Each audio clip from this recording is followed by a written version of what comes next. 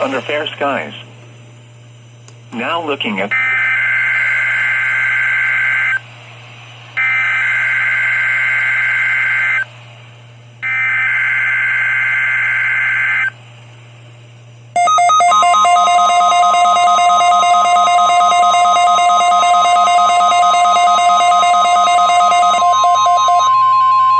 This is the National Weather Service office in Wilmington, Ohio.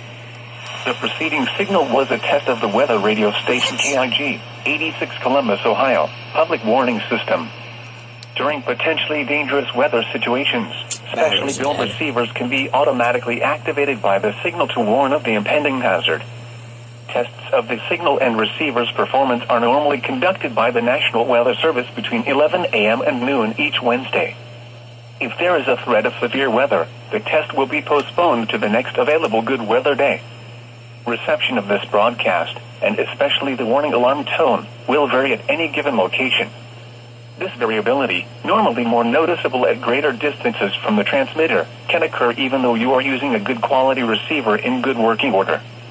The warning alarm tone will be activated for hazardous watches and warnings for the following counties: Champaign, Clark, Delaware, Fairfield, Fayette, Franklin, Greene, Hocking, Knox, Licking, Madison, Marion, Marl, Muskingum, Perry, Pickaway, and Union.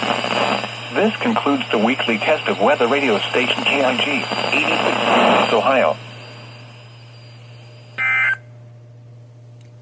Alright, so, looks like the WR300 didn't activate. This would have activated, but the batteries are dead, which I didn't know.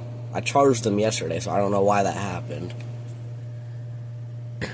I think that went off. These two went off, obviously. That doesn't go off for alerts. Well, two failures that I'm sure of. 300 and HH50. Well, that sucks.